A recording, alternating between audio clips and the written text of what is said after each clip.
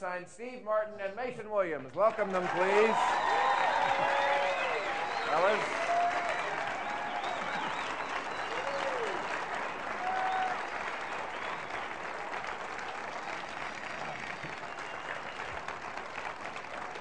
Okay. All right. A very well-deserved round of applause. Are we full here? We were worried about it. Yes. See? They still love you after all these years. Now, my first question, I'm old enough to remember your original show, the sitcom, where you were angels. And then we saw you make guest appearances in those cherubic little outfits. When you got this show, I don't think anyone thought you were political. My question is, was this a Trojan horse? Were you always planning to do this? Well, the angels were communists. No, we were... Because it was a big secret until you got this show that you were this political. No, we were not political until we got the show. After we got the show, in the process of... it took 2 years for us to be politicized, and the whole world, the United States was getting politicized. We just started seeing the war as something wrong, integration, and a lot of things were happening. And Bob Einstein, of course, never was politicized. He's still trying to find a career. Time on the end. Don't raise your hand, Mason. This is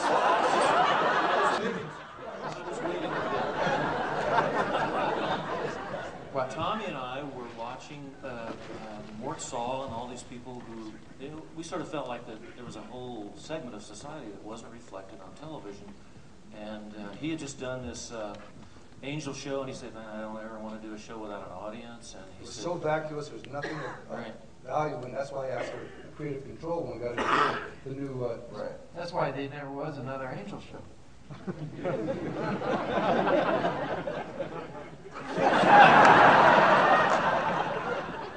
They're starting to realize this is really about them.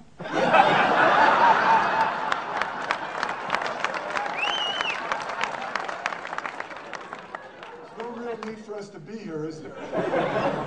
So far. Go ahead. Your value will be So- revealed in a minute. So when it went, yes, sir. The greening Stop of raising America. your hand. I'm serious. You're making me very nervous. This is not a class. But my hand Actually, I thought this was a serious question you asked. It is a serious question. I've Yeah. always What been was it? curious What about was this. it? No, Mason I'm curious was about yes. Mason has some good stuff. The show was really based on two things, and that was entertainment value, and then the commentary crept into it because I thought we wanted to reflect the times, and those times were evolving while we were doing the show. I'd like to As they say, usually on do. behalf of everyone here, to get this started, I'd like to thank two people. The Smothers Brothers, all seriousness, we would have no career without them. Tommy Smothers was a one-of-a-kind. He allowed us to do things no one else did, and I'll always love him for it. We all will. I know I speak for all of us. And two... That was supposed to come at the end, but go Oh, ahead. no, I'm leaving.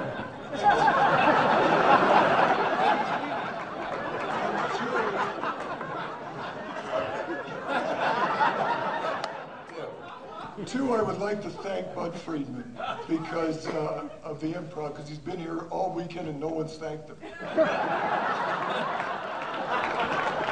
Okay. I like to say that Yeah. there wasn't just us. Well, who else was there? There were many other writers on the show. Yes, Alan Rob. Bly. Okay. Blind. I think we all know Rob Reiner. There was But Rob. he wasn't really on the Smothers Brothers, he was on the Glenn Campbell. No, he was on the Smothers. Mike Marmer, Stan Bird.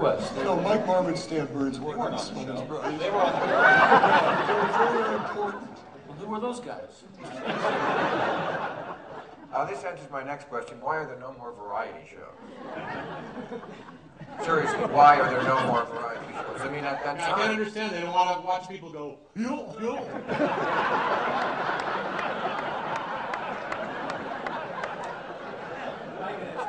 Yeah, Madonna needs a variety show. Madonna. That's right, there were a lot of acts that Yeah. used variety. You know, this is the reason why we were canceled. It had nothing to do with politics. We just made no sense. By the way, Bob, No, don't talk to me right now. We're in the middle of saluting you.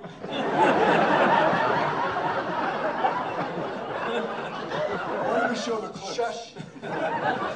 We do. We have more clips. Yeah, let's show. You said one thing. I'd like to get one question answered before we go to it. I want to say, Bob. Is this airing Yeah. on HBO? Bob, Yeah. you have. We haven't signed anything. Bob, I want to tell you. Don't worry. I don't even have makeup on. Don't worry, you'll be cut out. We have makeup on. The point I wanted to make that Bob said something. You know what I take about everything nice I take back. Bob, you were only under control once, and the only time you ever worked for somebody was when you worked for me, and you were the same way. But when you said, doesn't make any sense, does it? But you paid attention. That's a good thing. But you said, just in passing, you said we were canceled. Both Dickie and I. You were fired, I know. Then why did you say canceled? I don't know. Can I say one thing? You've said too much. Yes. I got a perfect $1 million question on Who Wants to Be a Millionaire. All right? And the final question is, Tom Smothers, brilliant half of the most brilliant, one of the most brilliant comedy teams of all time, was fired in 1968 9. for trying to express political views that were unpopular but were right. Is he today a state senator, ambassador to Guam, head of the United Nations, or North America yo-yo champion?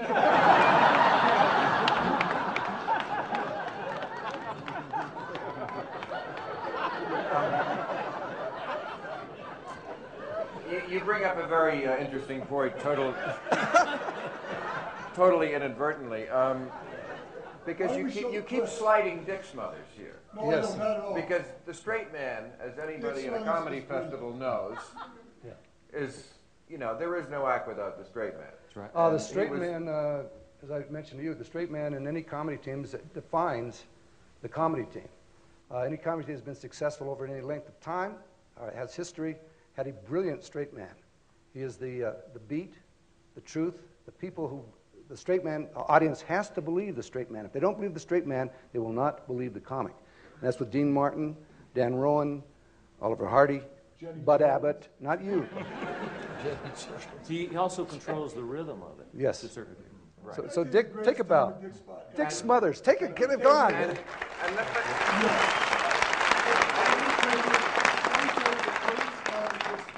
Spot ever, because This is not your who show, they Bob. were on the show is who they were in real life. I know. So we're doing a piece to open a show, and Dick collected tremendous things. And he had just purchased the first Honda 350 in the United States. A motorcycle. A motor. Just filling in. They speak English. A Honda 350 could be anything. It could be a piano. Doesn't matter. Who cares what is a I'm piano? riding in on a How do piano. you know? It's very possible to ride a piano. I'm interested. What did I do? So we just, do you want to show the clips? You want to No, I do, but I want to ask this question first. Do you want to finish the story about the piano? No, finish that up. I mean the motorcycle? A duck walks into a bar, No. gets up in the bar, and the bartender said, "What are you doing here?" And the duck says, "Do you have any grapes?" The bartender says, "Get out of here." The duck comes back in the next day, gets in the bar, and says, "Do you have any grapes?" This goes on for 5 days. Last day, the duck comes in, the bartender grabs him by the neck. He said, "You come in here again and ask for grapes, I'm going to nail your feet to the bar." He throws him out the door. Duck comes in the next day and gets in the bar. Bartender said, "What do you want?" He said, "You got any nails?" He said, "No." He said, "You got any grapes?" What does that have to do with what we're doing? Somebody give Bob Einstein a job, please. The Smothers Brothers was groundbreaking comedy. I'm going to tell you the best Tom and Dick spot of all time. Dick owned a Honda 350 motorcycle. So we decided that we would open the show with a 2-spot where Dick said, Tom said, "I want to ride that." And Dick said, "You don't know how to ride it." Tom says, "I know how to ride it." So Dick said, "Okay, ride it." Dick leaves. And we take this earlier in the day where Tom was going to back through the big drum, and then we were going to reverse the film and the tape, and the star of the show was going to break through. Well, something happened to the motorcycle, and Tom went off the stage and crashed 5 feet below into the seats. And he's laying there, the wheel is spinning, he's going, "Oh my God." Dick runs down from his office, looks at the situation and says, My bike! Tommy said, your bike? What about your brother? I won't say anything. Groundbreaking television. Smothers Brothers Comedy Hour. Now, you were always reputed to be the one who was the most political. That's what I'm trying to get at here. Yeah. I don't know if you were just a go-along guy, or were you taken up by that too? Did you two have fights like Barbara Streisand and Robert Redford in The Way We Were? Don't be so political, or you're going to lose us our jobs. Sort of like the Dorsey brothers, Jimmy and Tommy, they fought constantly over tempo. Yeah. And so the nuance is what we fought over, not the content. I thought if we said a little less each show, we could maybe be on for 10 years. Right. And still get the same amount of information across. You know. How does it feel to be right? All right, let's go to the first clip package now. As I said, I'd rather remain as I am today, common, ordinary, simple savior of America's destiny.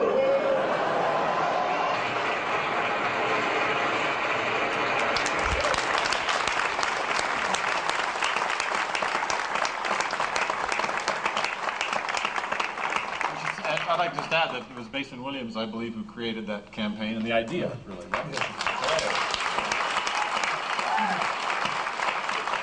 Actually, Tommy and I were at dinner one night and we talked about this, and Tommy said, well, you know, most people when they come on, they do a joke and then they say, well, I'm not really running for president at the end of the show. And we said, well, since we have a weekly show, well, that'll be a real platform for someone to be on every week and build on a campaign. And so we decided Pat would never cop out that he was just a comedian. He would always be running for president. And of all the things that Smothers Brothers had on 2.5 seasons was on the air, was the most defined color of any and most defined individual was Pat Paulson. And he always saved a sketch. He always saved the sketches no matter what was going. You bring Pat in. But running for president was a great way to do brilliant satire. And we lost him last year to cancer. And we have with us tonight, I'd like to acknowledge her, who gave Pat Paul some wonderful, wonderful years. The last years with Mrs. Pat Paul's Miss Norma Paulson. I'd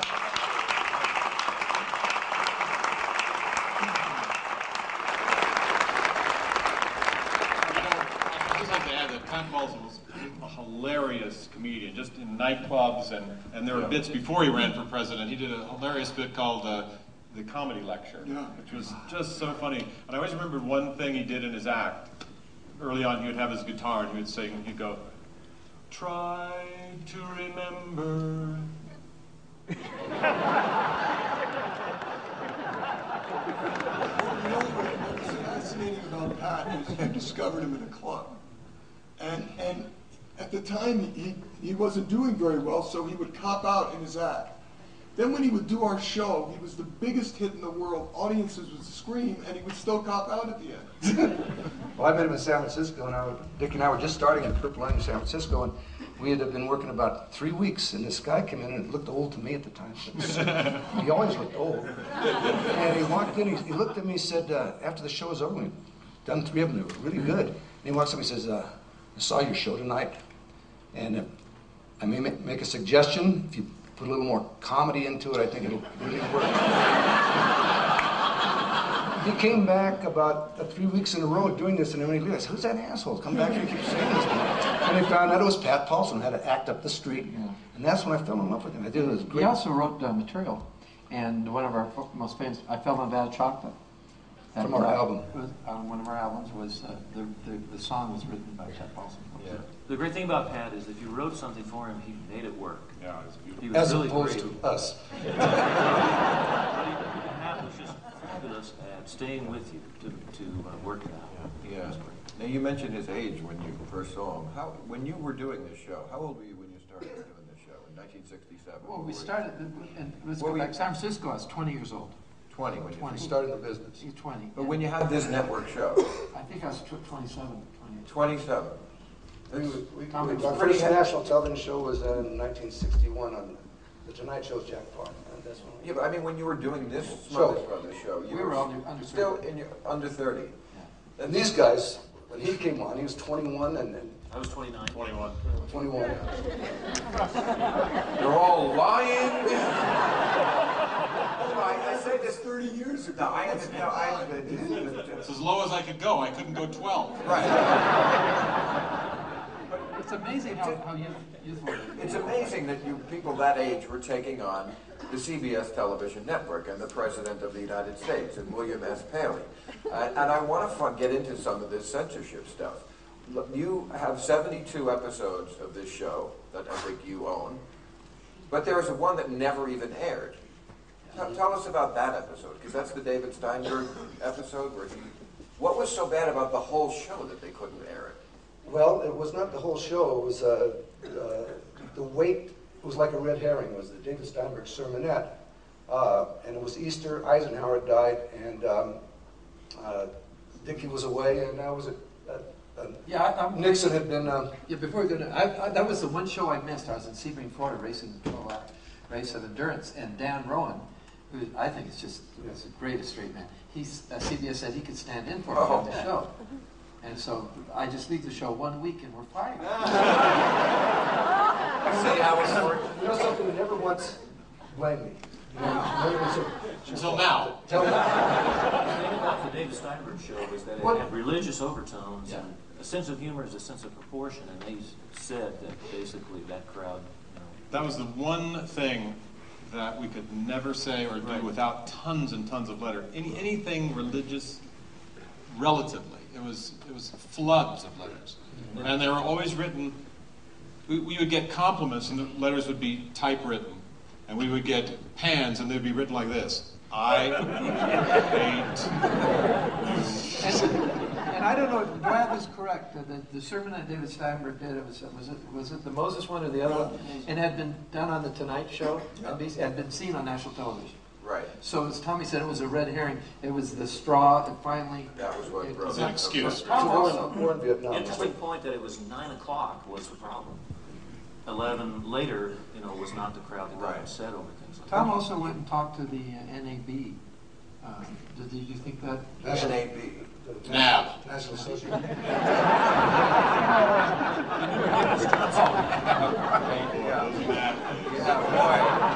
they were really tough back then, NAB.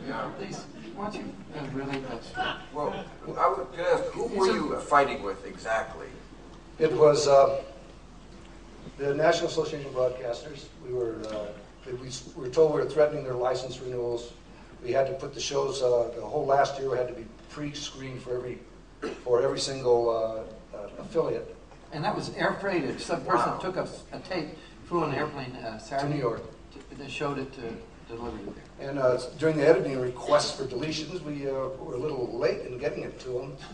And remember, at those times we edited with a razor blade.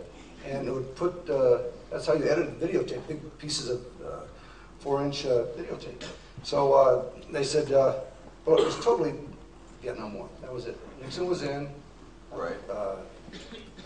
Dr. Stanton, William Paley, and Walter Annenberg were both now looking for the court of St. James. You know what? We dug in the files every single thing we ever did. We couldn't come up with something now that they would even believe that anybody would even censor. Yeah. It was so inane, and I never knew, because you kept us all in the dark as to what was going on. I shared everything. I never knew exactly why we were canceled or fired. Why was it because you went to Washington, or was it because we were delayed? We didn't deliver the show on time. You'll never know, Bob. Because I know you won't tell me now. You still owe me money. You didn't pay me for the last show, and it's 30 years ago. I have a Raise your confession hand to if you're make. going to talk. That's right. Go ahead. Steve. I always believed it was something to do with Nixon. I think it came right from the top. I just smelled it. I just sensed it. And it was it came from pressure from the White House, pressure for their license. And they could do that subtly. TV Guide was Annenberg. They hated it. But didn't someone say to you that if you don't go to Washington, when they cancel this, and if you back off, that they will, when they fired us, excuse me, if you back off, that they would put us back on? Didn't they say that? I don't. So that meeting you had with us Came to an agreement. Sorry. That's what I heard. Elvis went to see Nixon in '74. The show was canceled in '69. Which proves it. He really was right, but he made his point. Really, quite Don't say that to Mason. Yeah, that's quite a conspiracy. Okay, that's why you know that weird trip. You want to show the other clip? Okay. Let's go to right. This is we have. These two guys, two of the writers who got this started on the way on camera. They said, Also, aren't you the Einstein. youth of America's trade with all this rock and roll and hip swimming stuff? He says, there's only two subversives, the Beatles and the Smothers Brothers. That was Bob's earlier. Ladies and gentlemen, here's Judy.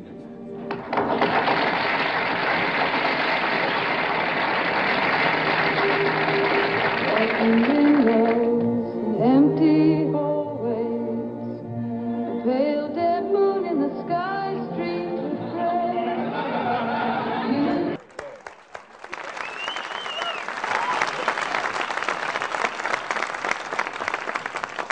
Now that I'm drenched in sweat. Yeah. And what have you gone on to do since then, Steve? I have to, first of all, Bob and I were writing partners on the show, and we had, fantastic times, and Bob was very generous to me. But I have to acknowledge Mason, who gave me my first job on the show, the Summer Brothers Smothers show, which was the Glenn Campbell show.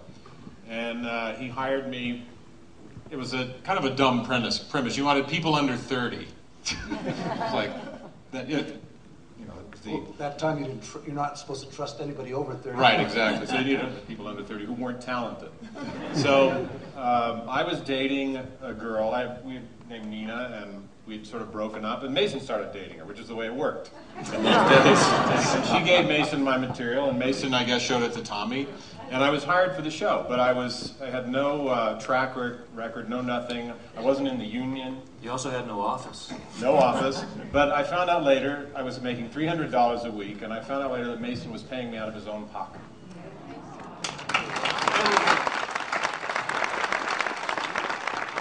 I remember going to... I think you would have put him in one of your movies. I remember... I'm not that generous. I'm that grateful. I remember going to Tom, because Steve was sitting out in the hallway without an office. I remember going to Tom and said, Steve Martin's out in the hallway, he hasn't got an office, and look at those feet, nobody could get by. And I said, he's got to have an office. And he said, well, he's not Steve Martin yet. Well, I would love to know about the process that went on there behind the scenes. How did you pitch ideas? How did you get your stuff on the air? It's insane. The whole thing was insane. We worked, I would say we worked 18 hours a day. And Yeah. we were kids, so it didn't matter. And Tom, Dick always surprised me because I never saw him study anything, and he never missed a beat. I would come in to give him a note, and he would give a hot oil massage from his secretary, and he would come out and he would nail it. Tommy was into everything but memorizing his lines. He was into directing, watching the monitor, looking at wardrobe, hearing music, but he was so brilliant that he got laughs even if he missed the mark. I mean, they were truly unbelievable. And Tom and Dick Smothers, and I want to lay this a little more on Tommy, was the most egoless performer I have ever met in this business. I've never met anyone who cared so much about seeing other people do well. And that's where the crying shame of them getting thrown off the air is. He had the Glenn Campbell show. He took Glenn from nowhere. He had the Smothers Brothers, and he had 2-hour replacements for those shows. He could have had 4 hours of television on a week. So that's the real crime because of Thank you very much. I did for some nice things for some people, little stars, but you were the only failure. That doesn't mean you didn't try. I didn't try. What about this writers' show? That was the worst piece of shit in the history. No, what it did? The concept was that we thought we were funny enough to do a show with writers. Excuse me. It was the lowest rated show we ever had. Once every season, we would bring the writers, as all the writers were performers, folk singers, pickers. Let me just tell you one thing. I just have to tell you one thing. How dangerous he was. When he would go home at night and come in the morning, we knew there was going to be a total upheaval. Stuff was going to be thrown out because he would talk to his neighbor or something. And his neighbor would give his gardener would say, you know what, it'd be better if you did this. And boom, come right. All of a sudden, one day, we had this man show up. He was 78 years old, and his name was Cy Howard. Famous writer. Famous, yeah, he wrote My Friend Irma, which was really conducive to our way of thinking, our show. And so the first meeting we had, he said, sit down, I want to tell you something. He said, I'm an old man. He said, I can't get a hard on. Let's do a sketch on it. I said, Cy, how exactly did you get this job? He said, Sunday I had an open house. Tommy was going to buy my house. He hired me. This was the only show with 4 banjo players. Yeah. 4 banjo players, and also I want to say something here of the feedback nature where I got most of my feedback, not from the gardeners and stuff, it was from Mason Williams. I bring a sketch home when, or a script home when we first started. It was just a writer, his first writer guild, and like Steve later on. Now I'd take it and read the script together. He said, bullshit, bullshit. I said, bullshit. And I go in there, I say, read the first reading of the script on Monday. I go, oh, that's bullshit. Well, we'll work on that. And then I start bringing in more and more younger people, and then to the point where the 1969 was, that season was a little wired, a little out of control. A little high? A little high. I was going to ask about that. Wait, can I say something about... Yes? One of the great things about the Smothers Brothers show was they wanted to develop writers, not pieces. And so they would perform a piece the way you wrote it the first time so that you would see where you weren't hitting the mark. Right. Because if the head writer takes it away from you and changes it, then you don't see where you were. Well, they all got to work the piece through. It wasn't taken away from them and taken to a head writer. So many of the people came off the show, went into other shows. They produced a lot of people were producers and created their own pieces because they were allowed to do it and not isolated. And that was the most exciting part of having the show was finding these people. Yeah, and I thought when we got fired, there was in place a production entity. And I think, Mason, you hit on that. You possibly, or Bob, we could have 4 hours on the entity. We had, Tommy took the director, Tim Kiley, from Ed Sullivan, the best live director in television. And Tom had all these writers. And when they were in place to go into new products, and when they fired us, I think most of them did go to the Sonny and Cher show. Called the Sonny and Cher Smothers Brothers show. I mean, Hey, Steve, you worked on the Sonny and Cher? I did. And you did too? Yeah. Mason? I did. You did? Why didn't they hire you? Mason was with Elvis. My wife Kate was a dancer on the show, and she used to say that We all knew Kate everyone really, everyone wanted to come to the show early and stay as late as possible because it was really an exciting thing to be involved in. The Sonny and Cher show? No, the Smothers Brothers. What was the Chair show and ride as late as possible? Leave as early as possible. Is that what it felt like? That was right No, after it was the fine. taping. I remember the strangest thing is, one week, this had to do with the ratings, and one week we would have the Beatles on. We'd be so excited. The Beatles had never been on American television. And we were just like, we're the greatest thing that's ever happened because we're having the Beatles on. And the ratings come out and they'd be fine. And then next week they would have Kate Smith on and the ratings would be through the roof. Kate Smith was always one of the highest rated shows. But that was the toughest part of the writing, is when you had a guest like Kate Smith. Tell them that. And he would come in and say, all right, do a Kate Smith Smothers Brothers spot. So it was one of the first things I ever wrote. It was a bumper between the shows, a 1-minute piece where Kate was dressed like Oliver Hardy and Tommy was dressed like Stan Laurel. And all she did is look at him and say, here's another nice mess you got me in. So we go to the read-through. She reads it and then stands up and says, who wrote this? So I stood up, I said, I did. She said, you're the reason I'm walking off this show.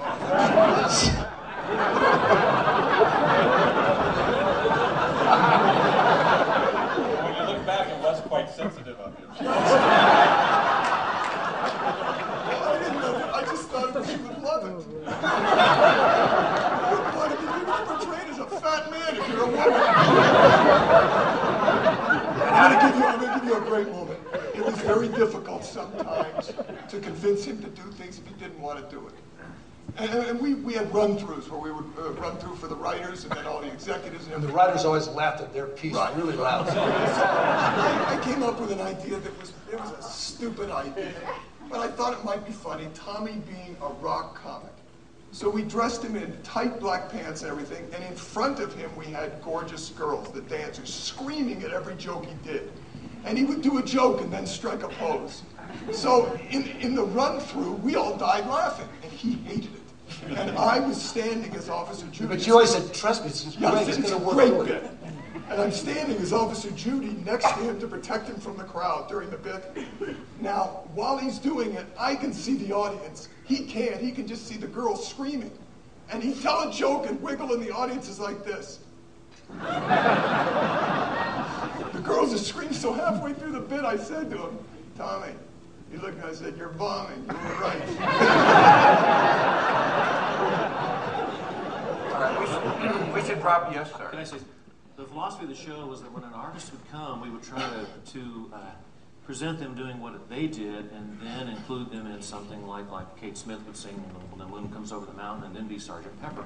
So it kind of revitalized their profile on TV in many ways. One of our first influences was Nichols and May, and our first run-in with the censors was with Elaine May on the show, doing a piece on censorship, and they took the whole piece out, and I screamed bloody murder, and the press is interested in this stuff, and it was the whole sketch that Elaine wrote was in a reprinted in the New York Times, ridiculing the concept of censorship. So every time that they would take something out, or there'd be something happen, I'd run to the press and start screaming. I said, oh, that poor boy, they were treating him badly. And we had to mention Another Mother for Peace in 1968. And CBS said, you must take it off. I think it was under pressure, 69. They said it might be a communist front organization. And we had to fight for that. So there was a lot of little things that Do you remember that when we were nominated for an Emmy, they censored our clip for the Emmy show? They wouldn't run it. That's the truth. They censored the Emmy yes, clip? They wouldn't run it. And we won the Emmy.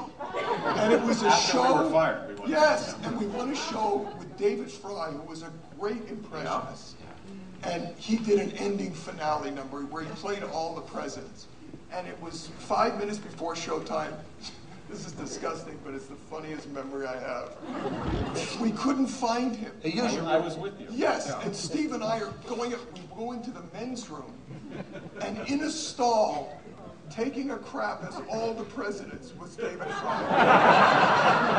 He was rehearsing all his different characters. I'm not a crook. Thank you for sharing, Bob, as always. Let's go right on to the final. We have one more clip package because there were some other very, very talented. Those hairdos. A doily for your mind. How do you feel about that today? Those hairdos, yeah. No, I mean the doily. Yes, it's to a certain degree. It's an apt metaphor. Yeah.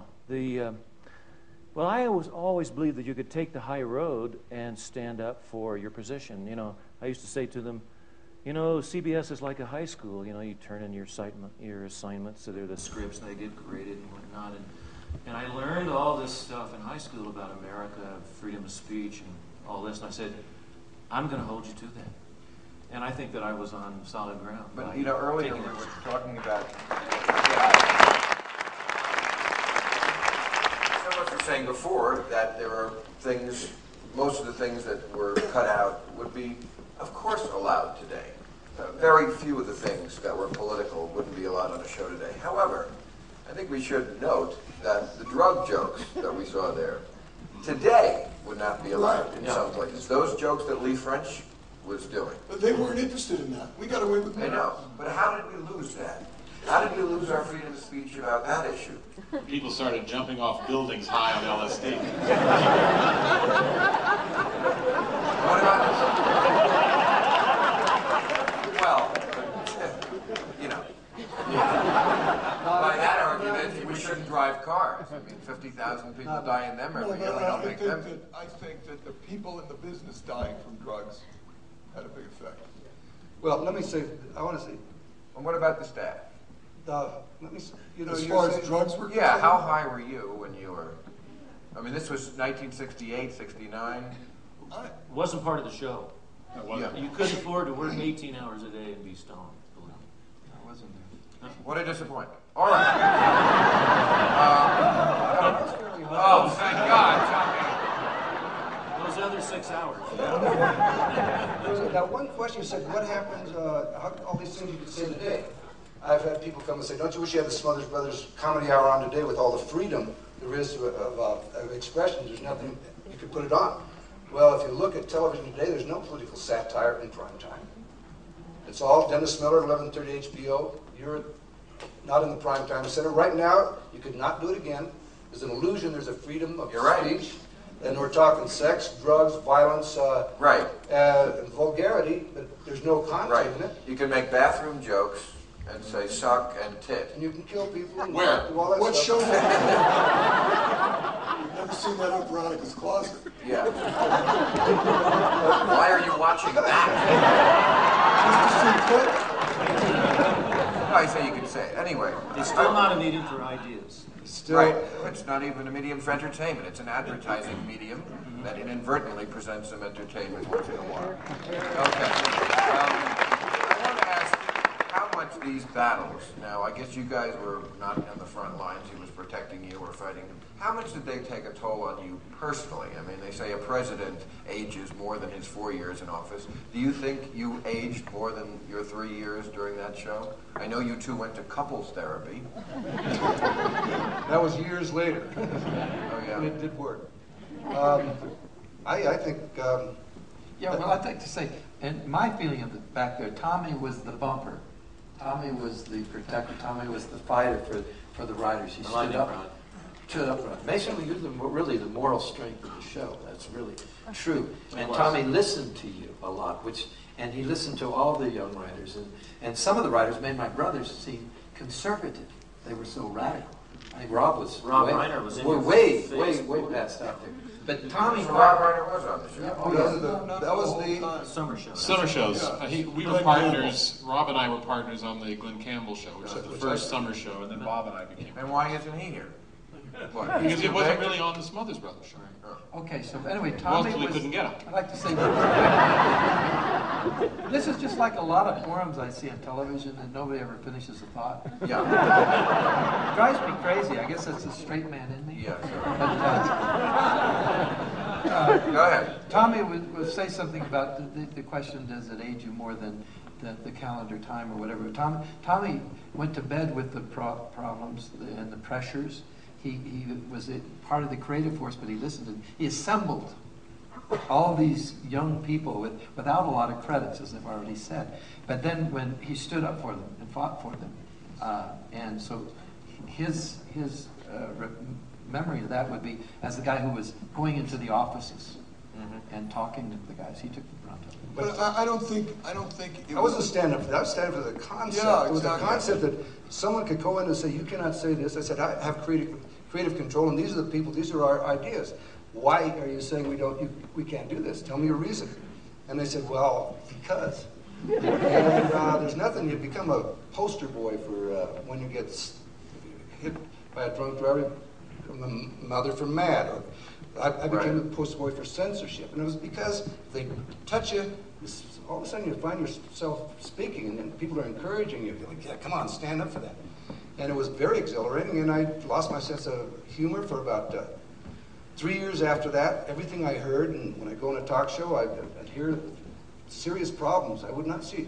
I saw Jane Fonda on the Tonight Show with Johnny Carson, and she had Cesar Chavez, and she talking about some animals and talking about Vietnam, and I saw this dreadfully stern. And I said, man, for the last 3 years or 2 years, I found what you lost. I saw her, and I said, I don't have any sense of humor. I turned her right around, so I owe her gratitude, because we can get caught up in a cause, and get caught up in something that means something you seem to be more than is the big picture. And I lost the big picture. And, yeah, but I don't think any of us ever you dreamed you would be fired. I mean, we were so hot. The show was so hot.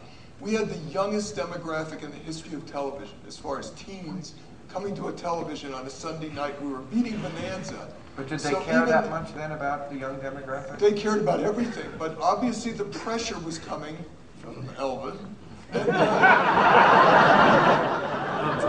Still is. No, the pressure was coming from Nixon. Yeah. And the graphics was not a word that was used. I was going to say, I don't, back then, wasn't every No, viewer it equal? was, no, they were very, Really? They had their breakdowns in the 13. yeah, they were very, And they wanted the young? yes, absolutely. And we were beating Bonanza. That was impossible. So no one ever thought that we were going to be fired. I think if you thought that we were going to be fired, you would have backed off like the chicken shit that you are. Well, let me say, I did understand that there was a crisis coming as I rid myself of some material things in the last final year of the show, thinking that I might make decisions that would not be fully courageous if I was having to cover some expenses I didn't. So I got rid of big houses and all that kind of stuff, and so I could go straight at him with that. You mean you divested yourself Yes. of property so Yes. you couldn't be sued or something? No, so I wouldn't have be, the payments. so I wouldn't be held like a. There's people, No, Oh, leave I jobs, see what you mean. So you could afford to be fired. I could Right, afford right. to. And we had our stuff taken from us, too. Thanks for telling us. At that point, you didn't have I any was stuff. out buying houses. You're selling shit, and I'm buying stuff. I was driving to work in my Jaguar XKE when I heard we were canceled. You went right to work, and 4 weeks later on the Sunday and Cher show. Yeah. We did it. I thought the show was a platform for the counterculture. That meant the music, the styles, the art styles, Right. and also the thought. And there was, basically the network didn't want us to be expressing that culture, which they did not supply, because they tend to want to have people on that, that are Support. from their factory, let's say. You know, I thought were much too intelligent for our show. I was watching those clips. That opening clip, those opening clips were wonderful. I mean, there was some essence. I look back and I said, Jesus, maybe we didn't say anything. Maybe nothing would be worthy. But 33 years later, some of those things hold the power right now that on primetime television that would. It was nostalgic for me because a lot of those intros where you would say, and now I'd like to present, I wrote those. How about a hand for our panel, ladies and gentlemen?